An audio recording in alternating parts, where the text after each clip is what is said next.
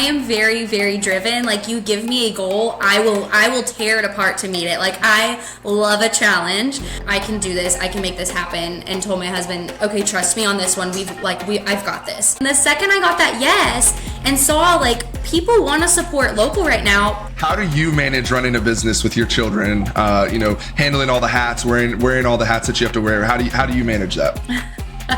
Well,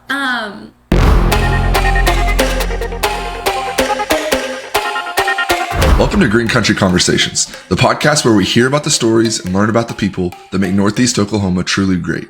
I'm your host, Maverick Pitchford, and today we're having on a guest who has turned her passion of quality ingredients and local businesses into a thriving brand online. But first, let's take a minute and thank our sponsors. Hi there. This is the point of the podcast where I'd like to thank our amazing sponsor, but we don't have one yet. If you're a business owner and you're interested in sponsoring the Green Country Conversations podcast and getting your business information out to hundreds of listeners across the Green Country area, please reach out to me. My email is maverick@bisonridgeinsurance.com. Let's avoid this awkwardness next time. Faith Wise is the founder of Charley Jean Candle Co, a family-run business known for its transparency, high-quality products, and commitment to community. Faith's entrepreneurial journey includes experience in the wine industry, a failed business attempt that paved the way for this one, and a deep passion for creating products that people can trust. Today, we'll talk about building a business from the ground up, the importance of perseverance, and how she balances being a wife, a mother of three, and a business owner. All without leaving home. Faith, welcome to the show. We're so glad to have you here with us today. Thank you. I'm excited to be on. For sure. So we'll get started like we always do with a couple icebreaker questions. Some of these will be silly. Some of them will be more about your business journey and about your whole entrepreneurial journey. Just answer quickly whatever the first thing that comes to your mind is. These aren't super in-depth. So you just won a lifetime supply of something through the lottery. What is that you wish you could, like, if you're like, oh, I wish I could have a lifetime supply of this one thing, what would it be? Probably coffee. Coffee? Okay. What's your go-to coffee brand? I like to try new ones all the time, constantly, but I really like local ones, locally roasted beans. For sure. We a couple episodes ago we had T3 Roasters on. She's out of Sapulpa or somewhere in that area, and that area. Yeah. I have not been out there, but I've been meaning to make a trip out there and go. I've heard really good things about their coffee. Are they really? Mm-hmm. They're who we use to make some of our coffee candles. Oh, that's super cool. Yeah. That's super cool.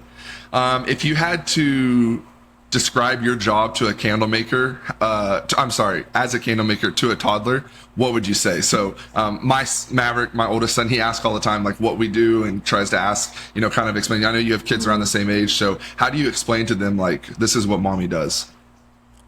We mix, we pour, and we craft. That's super awesome. That's really about it.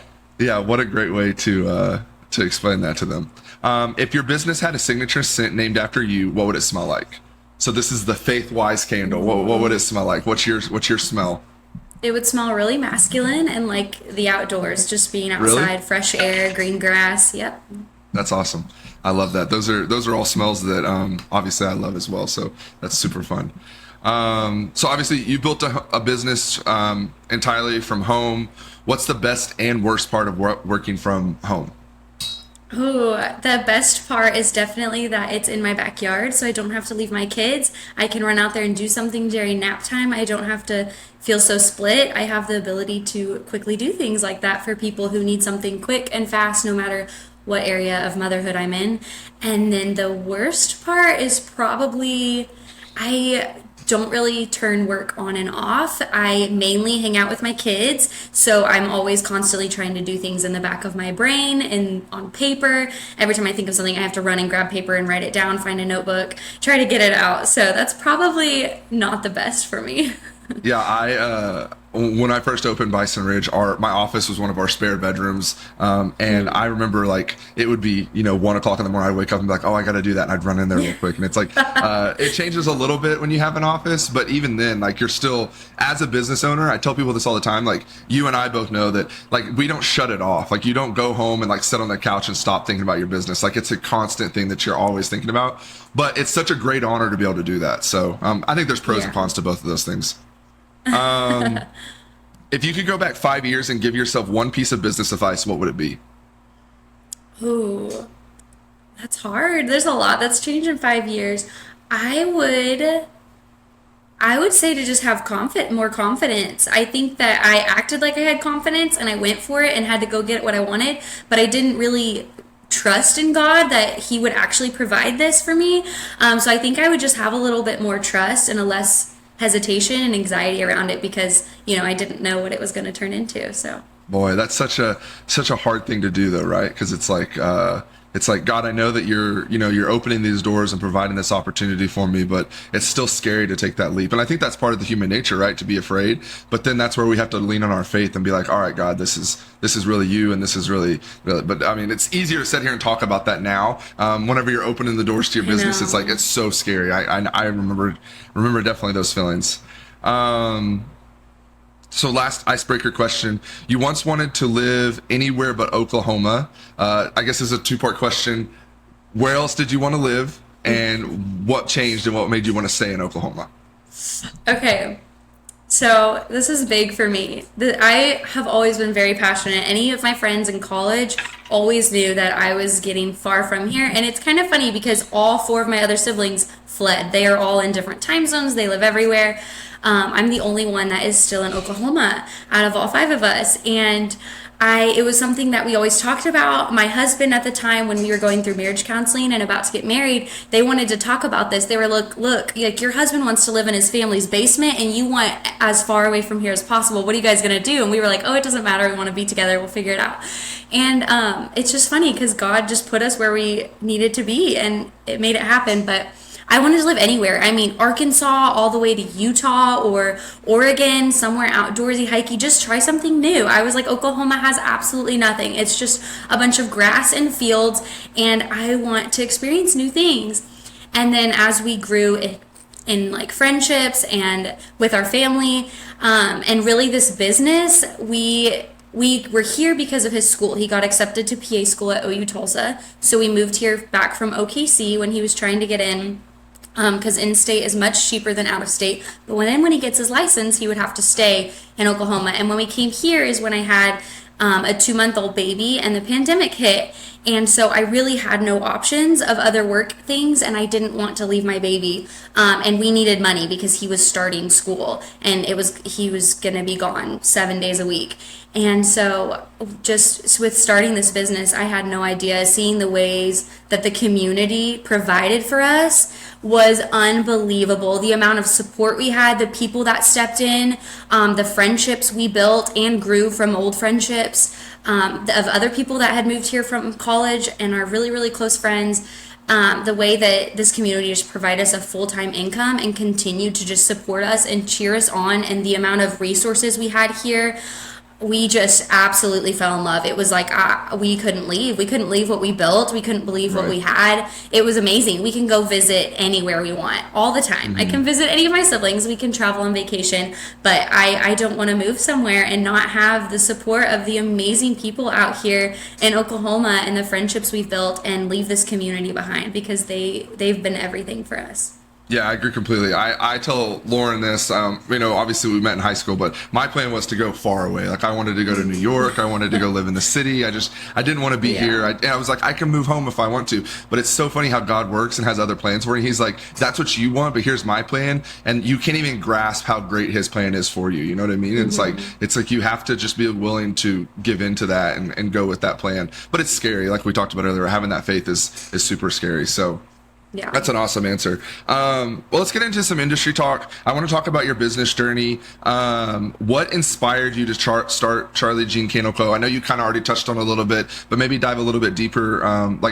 Where'd the name come from for those that don't know? Like, kind of just tell us all about your business. Okay, so like I said, I had a 2-month-old baby and we were trying to figure out income. I had started an online kind of business wherever I had gone to like culinary school and done restaurant administration and had a business degree. So I was thinking food, and I created these courses to help people with food allergies.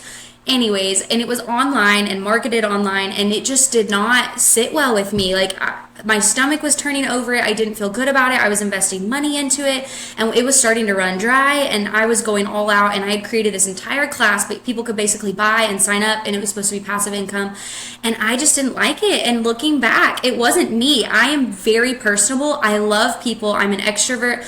I love to impact people. I love to empower people. I just love to be around people. It like energizes me. And so looking back, it was the fact that I was sitting behind a computer screen trying to legitimize the fact that I was a real person selling this thing to people online, and I hated it. And so I finally put that to rest, and we just kind of sat with that for a couple months. And I actually someone I knew from high school, when we moved here, she reached out to me and she made earrings, and she said, hey, I know this, all the businesses were shut down for COVID. No one was going in stores. Everything was online. So these boutiques and businesses were just dying out because no one was going anywhere. We were all stuck inside. And it was fall now at this point of 2020. And so people were starting to get out a little bit more. And she said this business owner in downtown Tulsa is hosting a thing to support local artists. Like if you want to make something, you come and set up, and people set up time slots, and they come through and shop for Christmas from all the local artists to try to support people who need income. And she was like, is there anything you want to make? I'll sign you up. And I was like, sign me up. That sounds great. It sounds really fun. Let's do it. And my baby was a little bit older at this point, like crawling around. And so I was more comfortable, like, you know, getting things done during nap time rather than the craziness of a newborn. And I showed up. Candles is what I picked. I don't know why. I watched some little YouTube video about how to make candles. I bought a few supplies. Didn't know anything about candles at the time. Showed up with these little silver. We still have one. It's up on the shelf right now. The very first one I ever made, in a little silver metal container. And I went and sold these and put like a paper just sticker on them and wrote like candle scents. And I saw what I made at this event of people like showing up, and they bought these Christmas presents. And looking back, I'm so embarrassed that people bought that from me, because looking at what it was compared to what we make now. But I saw what I made at that, and I was like, hold on. There's people that will show up, and I don't even have to have a retailer, because there's other retailers that will support people like me. And it just sparked this in me. I was like, okay, where do we want to brand? Where do we want to go for this? And at the time, I just called it Charley Jean Candle Co. because Charley Jean was our baby, and I had some family and friends showing up to buy, so we put her name on a candle. That's fun. And little did I know, I always tell people I would have named it something different if I knew that in 4 months it would be our full-time income, because I just had no idea. And today, and people love the story and that it's called by her, and they keep asking now as we have more and more kids, what are you gonna name businesses after them? And we're like, no, we're done, no more no more businesses. But so that's kind of how we got started, and then we branded from there and deciding what do we want to market, who do you want to market to. You know, we decided we want all natural products, and you know, here's the lack, like things don't smell when you buy them all natural. And we just kind of went from there on how can we make really strong, great smelling things out of real ingredients. And that's how Charley Jean Candle Co. came to about. That's super awesome. And even like for, you know, me and Lauren, it's cool to hear your story because you see it just from the outside. So hearing how you just took that leap of faith and you're like, I'm just going to give this a try, and then it turned into something. Obviously, watching on social media, I've seen you grow the business, but it's really cool to be able to hear the intricate parts of like how that story started. So I appreciate you sharing that with us. So you've mentioned it once. I mentioned it in the intro. You had the business that you started that, you know, you didn't stick with. It wasn't working. I want to know, what did you learn from that experience that you've taken into Charley Jean Candle Co., and how is it provided insight for the new business? Like can you repeat that? Yeah. So the business that you had, the wellness program that you were running that didn't get started, that didn't, you know, end up working out. What did you take from that experience, and how have you used that to build Charley Jean Candle Co. to what it is today? Yeah, so that experience really helped me know what I do want to do, what won't work for me, and basically who I need to hire out. I know now that like technology is not my thing. It really frustrates me. Even trying to get this Zoom call on and turn the camera on, I couldn't figure it out. So finding people, like now it's great having this business because now I have the ability to hire more people. So we have a social media manager who does all of that for us. We have, you know, an emailing content creator who sends out texts, emails, and sets all that up, and then someone who does our website. So it's just amazing. So looking back, knowing and finding people who have an expertise, if there is if there's any part you are lacking, going and finding someone who is really successful, who you're like, I wish I could do it like them, you go and talk to them. And if they won't help you, go find someone else and be like, how do I do this? What advice do you have for me? What can you help me with? Because people's knowledge, I mean, it is just so useful. Yeah, and it's so hard as a business owner when you're first starting out to do that, because like I know for me, like to give up things that you aren't good at is somewhat hard, because it's your baby. Like your business is, that's what I think of my business as. It's one of my kids, right? I've grown this business from nothing to be able to provide for my family the way it does now. But it's like, it's so hard to be able to give that up. But when you do give it up, that's where you're like, oh, this is making a huge difference. Oh, this person is 10 times better than me. And then I can specialize and work on the things that I'm good at as the owner. So it's really important to be able to do that.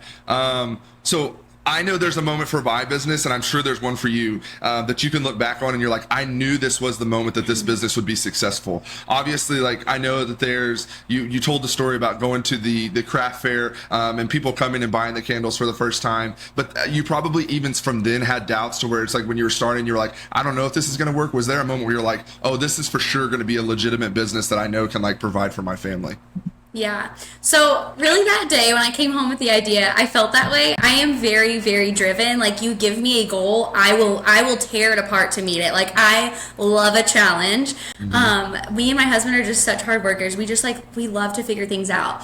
I don't like to be told no. So something that, the first thing that I really knew though, for sure, I can do this, I can make this happen, and told my husband, okay, trust me on this one. I've got this. And he did. Props to him. I couldn't have done any of this without him backing me up. I don't know. He never once looked at what we were spending, what we were investing, and questioned it. He just listened, and he just learned. Like he just took a back seat and was like, "This sounds cool," and he supported me. Woo! I'm thankful for that. But anyways, I showed up that Christmas to Broken Arrow in the Rose District. We love the Rose District. Main Street is a very special place to us for many reasons. But there is a shop called Penelope and Lou, so shout out to them. And they love hearing this. But I pushed my little stroller in there at a Christmas event. They had the big lights turn on. And I walked in there and I saw that this flower shop across from Lorne had candles and just cute little gift items. And I asked them, and I saw, handmade in Iowa or hand poured in Idaho and things like that. And I asked them, I said, do you have anything local you buy for your shop? And they were like, no. And I was like, would you like to buy, I hand make these candles in Broken Arrow. Would you want to buy some wholesale from us and sell them in here? And they were like, that would be so cool to have some that are hand poured in Broken Arrow. And they saw me with my baby and they remembered where they were when they had babies. And I just kind of showed them some pictures and was like, yeah, I'd love to swing by next week. And they gave me a yes. And the second I got that yes and saw like people want to support local right now, props. I feel like that's one very good that came from the pandemic. I don't ever remember a support behind local before COVID happened. And then people totally jumped on it. And it's even grown since then, since COVID's been, long in our past, and we've recovered from that. And so just the fact that people want to support local, and I put together packages and gift bags, and I marched into every business across Green Country you can possibly imagine and was like, do you want to wholesale candles from me? I make these in your backyard. And the amount of, we did get some no's because we don't want to be in places that aren't good fits for us, but the amount of yeses we got, so they inspired us. They actually they moved their shop. It's still in the Rose District, but it's called Books and Blooms. So it's now a bookstore and flower shop. So you can still go see them to this day, and go visit their bookstore. Yeah. That's really awesome. So obviously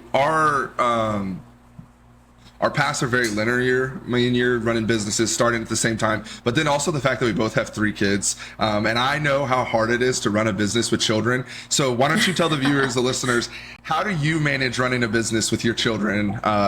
Handling all the hats, wearing all the hats that you have to wear. How do you manage that? Well, I don't know that I always manage it well. I would say for some people, something always gets put on the back burner. Something's always going to be number one. And for me, I truly can say that it is always my kids. My kids are number one. And I have never, no matter what's going on in business, I don't care how big the deal is, my kids are number one. I don't like to leave them. I like to be with them. I don't want to stress them out. If they're sick, I will miss an event to be with them. I do not want to use childcare. I'm big on that. And so I've always put them number one, and then I've just kind of involved them. I remember there's a business in Broken Arrow, handmade in Broken Arrow. They sell like coffee and pastries. They have 6 girls and they homeschool all of them and own a business. And so I've taken a lot of advice from her. You know, anytime I've gotten stuck or felt like I'm trying to get all this done and they're just dumping packing peanuts all over the floor. They're like walking by the hot wax. It's making me nervous, you know, things like that. She's, you know, said like, set them up a station. They want to do exactly what you're doing. And so the best advice I've ever gotten is to, instead of trying to get them away from your stuff, is to include them. They just want to do what you're doing. Same for the dishes. They don't need toys. Like, put them at the sink and have them do dishes with you. You know, like, it's the best advice ever. So I've just tried to slow down and include them. That makes our costs, you know, to us a lot higher, because sometimes we lose things in products and sometimes things get colored on, and, you know, my time is a lot slower, my labor's a lot higher, but I just have to take the time, and you just have to sit back and know this task is going to take me way longer, but I'm going to involve them. And that's been the best thing ever, because they have a station at the farmer's market. They pretend to make candles. We set them up. They packing peanuts as the wax, and they have little muffin tins and pourers, and they just pretend they're mixing and pouring. And I tell them, do this step now, and they do it at the same time. So that's fun. Yeah. That's super cool. Yeah, I think that for me, myself, and you know, other business owners that have kids, I think when you go into it knowing that your why is your kids, and keeping that as your goal throughout the whole process of learning the business, like I'm never going, I tell Lauren this all the time, like I didn't open Bison Ridge Insurance to not be involved in my kid's life. I'm not going to miss basketball practice. I'm not going to miss school parties just because I have things to do at the business. Like I opened this business to be a,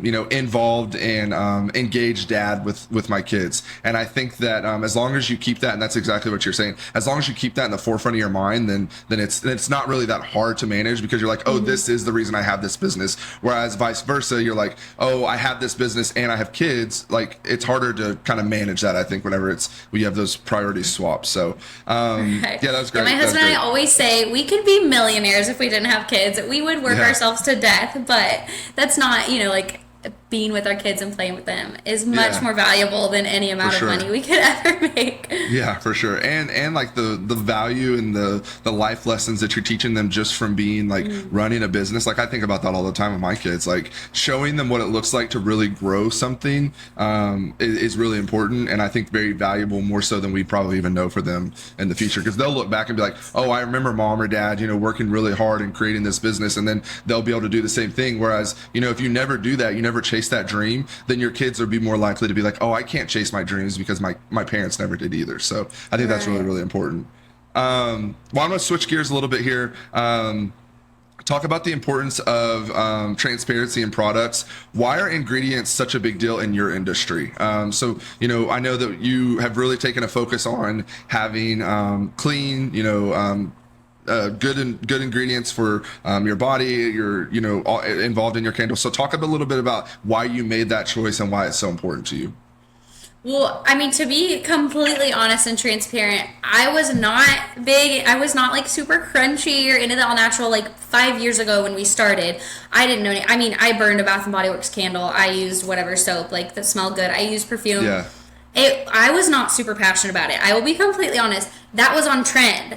Was if we were going to take a whole brand, this is what I wanted to go with, was all natural, because people were looking for ways. And as I began to research and find like what ingredients were in actual candles I was just buying from Target or Walmart or wherever, all the big corporate stores, that's when I was like, oh my goodness, this is crazy that we're just breathing this in. And there was a need for it. People were trying to find all natural things, but they had huge complaints that they didn't smell, they didn't work, they didn't like them. And so that gave me a big drive to be like, okay, here's this need, how can I meet it? So that's cool. That's cool to hear that you because I think a lot of times people probably go into making those decisions off of like, oh, this is something I truly care about, but you're like, oh no, this is but it's cool that you were able to use that and then educate yourself and be like, oh, this is something that is important. You know what I mean? Like it's not just a trend, like it truly is important. So that's really cool. Yeah, that's the people pleaser in me coming out. Can I meet their wants and needs? Yeah, exactly. What do most consumers not realize about the candle making process? Obviously, I know you've mentioned, you know, mixing and pouring and all of that, but like, what is something that like most people don't realize that you have to do to make a candle? Like, what is a process, or maybe even walk us through the process if you can in your mind. What is it like to make a candle? Yeah, so I think that what people don't realize is the temperatures. Everything has to be done at specific temperatures. For example, you can't just like heat it up and it's melted, and then you mix your oils. and then pour it in a candle. Even just doing things at the wrong temperature, like heating the wax to the wrong temperature, all the way to pouring it into a jar at the wrong temperature will create sinkholes. Your candle will look awful. It'll burn weird. It is so complicated. But now that we've learned our best temperatures and how we want to heat it at a certain temperature, how much oil to add to where it's strong enough, but it's not going to, cause a fire or crazy things happen to your cotton wicks and things like that. So the temperatures are very, very sensitive. But once I figured that out, it is actually very easy. So if you were to come into the shop and be one of our employees, you have an exact recipe you follow. We have a temperature gun and you do everything. It's actually really simple now. But the figuring it out to how we did it, because I watched so many videos and I would try everything people would say and it didn't work. So I just had to start trying things for myself. And so yeah. There's no better way to learn than just trial by fire. Like, you just have to figure things out, especially in a business like yours or mine, like where you're making these processes and these I think about this all the time, like when I think about how I answer the phone, or I hand out a quote to someone, or how you create a candle and you pour it. You had to create that, and the only way you can do it is by trying it and then be like, oh well, that didn't work, let me try a different method, and then you kind of piece all that together, and then you have a successful business. So wait, so what's an example in your business in which you had trial by fire, like in the insurance industry? Did you have moments you were like, oh, that didn't work, not gonna do that again? Yeah, actually, it's funny. I thought about this while you were talking earlier. You handing out the candle that you're embarrassed by. So one of our key processes that we do is when we hand out quotes to people, we give a video proposal. So I actually video me going over the proposal. Hey, this is what your quote looks like. This is, the coverages and all that. Well, when I first started, it's even embarrassing to think about. I would send out I would send out video proposals that were like 40 minutes long because I was explaining every coverage and I was expecting people to watch it. And looking back, like now my longest ones are like 7 minutes because people, as a consumer, all you care about is like the coverages, making sure you're actually truly covered, the premium, and then a little bit about the carrier. So I like explain those three things. But when I first started, I was going line by line, explaining exclusions. Like I was basically trying to create you into an insurance agent, and as a consumer, like, you don't want that. You just want to make sure that you have coverage. So it's so embarrassing to think. When you said that earlier, I was like, God, I can't believe I sent videos out like that. That's so embarrassing. So I wonder who has the Maverick insurance schooling video. I don't know. I hope they're all deleted by now because those are so embarrassing. Yeah, that's awful. How do you balance the affordability and the quality of products? Obviously, I know you care about the quality, but at some point, affordability does matter. I know even if you're on a higher end scale of like, I want to be a higher end candle maker, you still have to have somewhat affordability. Your candles can't cost, $500, right? So how do you balance those two things? Right. So that is the trickiest part of what I do.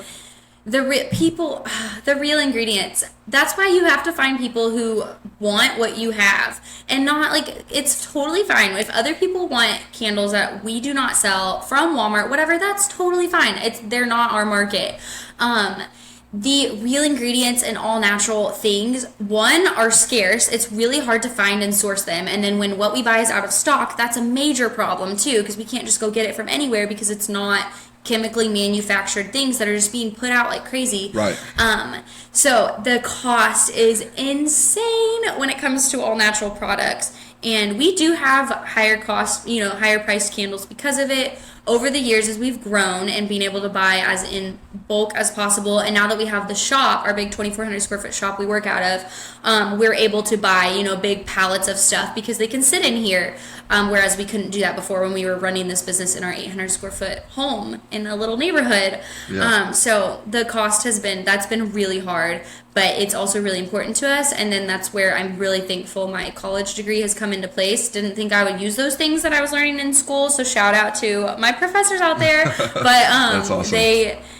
Knowing how to all the costs that go into it, including labor, and then being able to multiply that by what you're supposed to in order to sell it so that you also have room to wholesale.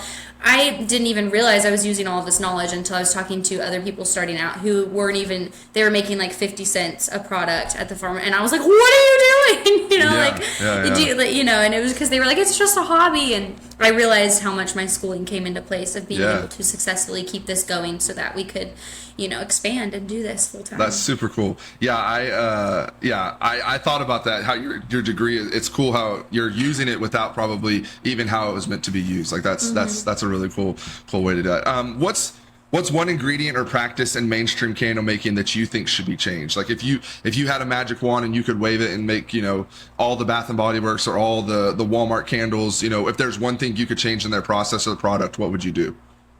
Oh, definitely just transparency. I feel like when we go to the store, we think ingredients and food is supposed to be transparent. And I don't even know how much by law they have to follow and put those ingredients on there. But there's no transparency when it comes to these products. And like, for example, the only law with like calling the wax type is it has to be at least 10% soy to call it a soy candle. So everyone slaps on their candles that it's a soy candle, but they just add in a little bit of soy so they can call it that, and so they can hit all of the types of people, but still make them insanely strong and artificial and cheap for them. So you can look on that. If you look on the bottom of our labels, they say 100% soy wax. They don't just say soy candle. And same for other places. If you just see soy candle, it just regulations like that. And then it doesn't matter your ingredients with what you're smelling and breathing. And I think California is the only people that have like actual, like their Prop 65, and you have to like state that, what you're using could contain cancers, and that's really it. But I think transparency would be really, really great for people. Yeah, I think that would be really helpful. I didn't even think about like the ingredients of candles. So that's, because ultimately you are, and I know you're not obviously consuming it as in like an eating process, but you're still breathing in all those chemicals and stuff. So it's one of those things that you don't think about until someone brings it up, and you're like, oh yeah, that does make sense. I should know what's in that, So that's really important. I want to shift gears again one more time. Talk about faith and family and business. Those are probably, not probably. I don't even know why I said probably. Those are the three most important things to me. Especially like in that order, right? And you're probably the same way. So we've talked about it a couple of times, but tell me about how, or maybe one specific moment where you feel like God has really shown up in your business and been like, this is something you're supposed to be doing. Use this for, my good. Oh my goodness. It's like moments every single day. Like my husband and I will literally, all the way to the small things, we will be having a conversation. Like right now we're losing our shop manager who's been with us full time for a year and a half now. And I just had a baby. And so we're looking for a new shop manager, for example. And, we're sitting there discussing it. It's just like little things. And I'm like, I need you to start praying. I'm like, Taylor, I need you to start praying right now. We need something this great. Like we need this or we need that, or, like the business money we had a big cost, like the water heater broke, and we were like, how are we going to pay for this? And as we're discussing, how are we going to pay for this? We didn't plan for this. We just spent all my business money on trying to pay off your student loans until we have like a little bit more again. And it was like, how are we going to buy this? And as we were talking about it, we hear a beep on my phone, and it's just someone texting, hey, I met you at the farmer's market. We need a mass order for our employees going out of like 3,000 candles. Can you make this for us? And we are just like, oh my gosh, like every time there's a need, with this business, we can directly see how God is like, here you go, and open-handedly hands it to us. And sometimes it's not in ways we thought, last year my goal was to get in a big chain store. I attacked Reese's. Reese's is our local grocery store here. If anyone's listening and doesn't know what it is, but everyone here knows what Reese's is. I attacked Reese's. I have been on them for years. I'm like, I'm going to get in Reese's. My goal was to be in a chain store. Travel Oklahoma reached out to us, and they have 9 locations across the state at their travel stops. They wanted to put in our stuff, and they had heard about our products from someone who saw them at a farmer's market, and now they're in there, and we have so many people messaging us like, we found you at this travel stop in Oklahoma. And so now we're creating like Oklahoma themed products for their travel stops, and That's it's just cool. like he even provides in ways I didn't even see. Like I was thinking, oh, chain store, I gotta go find it, and it's like something else that was happening that's even cooler that I didn't know. But it's just little moments every single day where we pray and we're like, what are we going to do? We need this. We're stressed. And last event season, I was very pregnant, and we had more orders coming in than I didn't even think we could put out. We didn't have help for it. We were stressing and praying again. I was like, I don't know what to do. My employees can't do this much. I don't want to work this much. I want to be with my kids. My husband was working night shifts. He was working so much. And it was just like a crazy season. And I was creating an application. I'm in the computer creating an application for like seasonal help. And I'm like, and no one's going to want a seasonal job just till Christmas. And then it's our slow season and they're gone. And as I'm creating this application, I get a message from someone who's like, hey, I met you at this event. Oh my gosh, sorry. She said, I was praying and God put you on my heart and I'm wondering if you need any seasonal help. And I like threw my computer and I was like, Taylor, look at this. Like, it's just things like that. And that's why I always tell people, like, I see God in ways I wouldn't have, even if in the home, like, he is providing for you, but you don't directly like ask for it and need it.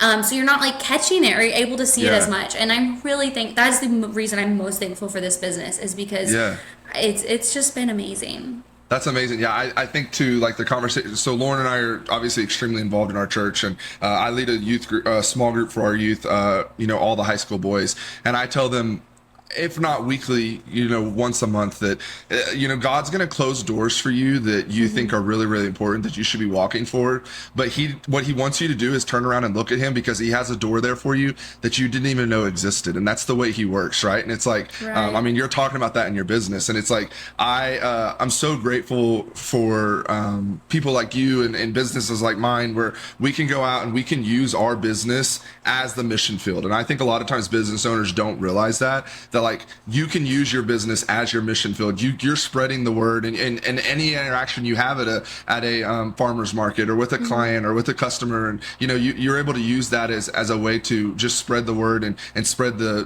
the likeness of God by your interactions. And I think that's really important, and that's amazing that she said that. I mean, all those examples you gave me goosebumps, and I'm sure there's plenty more that you could probably give us if we sat and talked even longer about it. But I think that's super awesome. Yeah, even that girl, Missy, is who reached out, but she said, like, you were just on my heart. I met her at an event. She bought a candle from me 8 months before that. When I told her, I called her and I was like, I feel really good about you, and she was crying. It was such confirmation, because she was like, I felt so silly. Like, why do I need, she was like, I don't work. I'm a stay-at-home mom. I homeschool, and my kids, are in high school. And she was like, it seems so silly to reach out and ask if you need seasonal help, but you were just on my heart. And so she was crying when I told her that. That's amazing. Because she was like, that's such confirmation. But anyways, that's super cool. That's really, really cool. So I think that a lot of times when we're business owners, it's easy, or not even just as business owners, but people in general, to think of, success as like a worldly success. But how do you think your business can help your family, succeed, but more than just financially, right? More than worldly success. Do you have any kind of thoughts on that? Yeah, by being there, we're there for each other. I see so many broken relationships, so many people in their 20s and our age that do not have any relationship with their parents whatsoever. And like, I don't care like what processes you're using growing up, like to not have a relationship with your kids would be awfully sad. And I think that is the amazing thing ever, because my husband's job, he works in the ER, so he's super flexible, works random days here and there, is also involved here and there, and is also the reason we're able to do this, because he can help out, he can help with kids, he can help with events, whatever we need, he's all hands on deck. And just the amount of quality time we're able to spend together, and I'm able to slow down and teach my kids and show them grace every single day. I think that so many parents, when they're rushed out the door and getting backpacks, I feel my heart goes out to them so much, because those stressful moments of having to be somewhere on time every single day, I mean, it would be so hard to find grace in all those moments. And our goal is to just always bring grace to wherever we're going. Bring grace to the shop, bring grace to the backyard, bring grace to the dinner table. It's like our life motto. So I think that's the main goal, is just relationship. So that's amazing. That's amazing. Well, I know you kind of already talked about your goal last year, to get into the commercial retail spot. Obviously God provided a different avenue for you. So what are your biggest goals, or do you have one big goal for 2025 for your business that you'd like to share? Yeah. That's hard. I think so our biggest goal, just in a personally, which ties in with the business, is to finish paying off my husband's student loans. That's what our business is doing. Every time you're buying candles from us right now, every penny is going, that we have extra left over, is paying off his loans, Awesome. We're trying to get them paid off as fast as possible. So that's the goal. We plan to finish paying them off. We haven't announced it yet, and it's not official, so we can't, but we have our biggest contracted deal yet coming through this year that we're very excited about. It should be happening this summer, and we are going to easily be able to pay off the rest of his loans with that. So, That's and amazing. then hire more, bring in more people that need flexibility and people who understand when you have sick kids, bring in more employees, that we can, help provide them a flexible job where they don't have to feel guilty when they're home with a sick kid, or they don't have to feel guilty Right. for being like, I can't make it in today. So just being able to provide that grace for more employees as well, and bring more people That's in here amazing. and provide more income for them. So Yeah, that's amazing. Yeah, I love that. Shifting gears a little bit one last time, kind of getting back into just being a business owner. I'm always curious because everyone cuts their business a little bit differently. I say this all the time. Every single insurance agent I talk to, they do things differently, and I'm sure every business owner you talk to does things differently. But we're all we're all baking this cake, and there's recipes that we can follow. But we're gonna use our own recipe, and I'm gonna take a little bit of what you use and provide it into my recipe and use it for my business, right? So what is one business hack or tool that you swear by that you're like, I could not do business, I couldn't maybe it's a software, maybe it's a process that you do. What is something in your business that you're like, I have to do this for my business to succeed? I mean, I feel like I should be leaving you with more nugget of knowledge, but the first thing that came to my mind was caffeine. Like, you need caffeine to succeed. We live off of caffeine here, so but I'm trying to think of something better than that. No, that's a great answer. I mean, I think I've had 2 cups of coffee this morning, so I completely agree with you. Caffeine's the answer. Awesome. And then a lot of people, the other thing that came to my mind is a lot of people think that like they can't have kids because they want to accomplish things. I'm just saying, I would have never started or succeeded in a business if we did not have kids. I did not even think I wanted kids. And then we had one. And it's like, it's like that, my favorite quote is, if you wait till the last 30 minutes to get something done, it'll only take you 30 minutes to do it. And I live by that. I mean, that's like the best thing ever. And that's how it's like with kids. Like, if you want to make it happen, you have to make use of your time and you have to go make it happen. And I think there's a lot more motivation behind it. And if I didn't have kids, I would probably be a lot lazier, and I wouldn't have gotten it done because it was such a must. Yeah, having 3 individuals that provide, like, you have to provide for 3 kids that solely rely on you for everything, right? Obviously you have a husband, but like you and your husband, they rely on you for everything. And there's no better motivation than that, to be like, oh, I have 3 people I have to provide for. I think that kind of what you said, all the time I tell people who, are younger couples that are like, I don't know, we don't want to have kids. Like, we want to wait till we're 30, or we want to wait till we're 30, in our 30s to have kids. And we're doing this kind of stuff right now to have fun. I'm like, I'm convinced of 2 things that I will never be, you'll never be able to sway my mind on. You're never ready for being married because it's such a life altering event, and you're never prepared to have kids. I don't care what you say. I don't care how many books you read. I don't care. You're not going to be ready. Like, you can have everything. Obviously there's things you have to do. Like, you have to have a nursery ready. You have to have those things. But like, to be able to bring a person into your life, a child into your life, and, provide for them and take care of them, it's such a life altering event that you can't convince me that you'll never be ready. But that doesn't mean that you can't do it. You just have to be able to, well, for us, you have to rely on God to be able to provide you with that knowledge and that guidance as you go through those things. But yeah, it's a life altering event that's so crazy. I can't even put it into words. It's crazy. Mm-hmm. Yeah. Well, let's get into our last 2 questions, and then we'll wrap this up. These are our green country questions. We ask these every single podcast. If you had no business that you had to do today, no responsibilities, you're able to shut off the business side of your brain. What are you doing? What's a perfect day for you and your family in green country? Oh, we are outside in the middle of nowhere. We like to go out to all our family has cattle, and they ranch and they rope and they do tons of animals, and they're way out north by like Uluga, Talala, and then some in Skytook. Our favorite thing is to load the kids up, and we just go out there and play in the dirt all day long. Like, that's what we would be doing every day. Every day it's nice, and even when it's snowing, we tie the sleds to the 4-wheelers and go visit the baby cows, and that's awesome. Anywhere outside with land, lots and lots of land to go play in. Yeah, that's the best. That sounds like the perfect day for me. Letting the kids get out of the house and run is the best medicine for being cooped up. And especially after the week we just had, I think everyone can use some of that time. Yeah, exactly. Well, what is one local business or local spot that you'd like to give a shout out to? Something that you're like, obviously I know you're passionate about local businesses. So what is something you're like, this is a local business I feel like people don't know enough about? Right. That's hard. I love a lot of local businesses, but I will give you one, and it's Bone Broth Bar in Tulsa at 81st and Harvard. Gosh, they have it all. They are a massive family. They've got like 7 kids all together.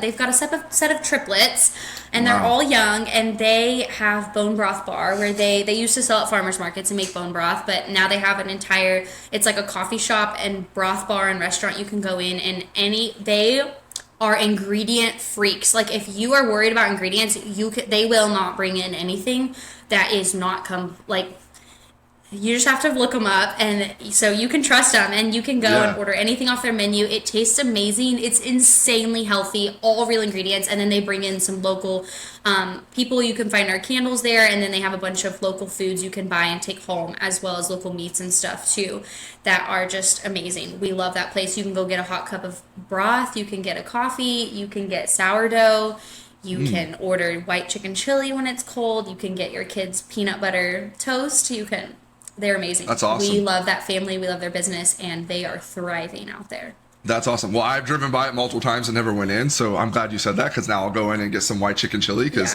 that sounds amazing. Well, let's wrap up here. Faith, why don't you tell everyone where they can find your candles? What's the best way to get in contact with you? All of the things, to follow you on socials, all of those things about your business. Yeah, our website is just charleyjeancandleco.com, and the Charley is spelled with an EY. And Jean is Jean, and you can order for shipping as well as local pickup. We do like a porch pickup system right from the shop. And then Instagram is really where we hang out. You can reach us out there. You can message us. You can find our information on any of those things and follow along. We repost videos, and you'll see all the chaos happening. I mean, you got to go on there. We've got 12 baby chicks in the candle shop right now. So, that's so awesome. It's always something going on here. That's so awesome. Well, Faith, I appreciate the time. Everyone, make sure you reach out to Faith and Charley Jean Candle Co. to get all your local candles. Check them out at the upcoming farmers markets when the season starts. And if you haven't already, subscribe to our YouTube channel. We have podcasts dropping every week, and we'll catch you guys on the next one.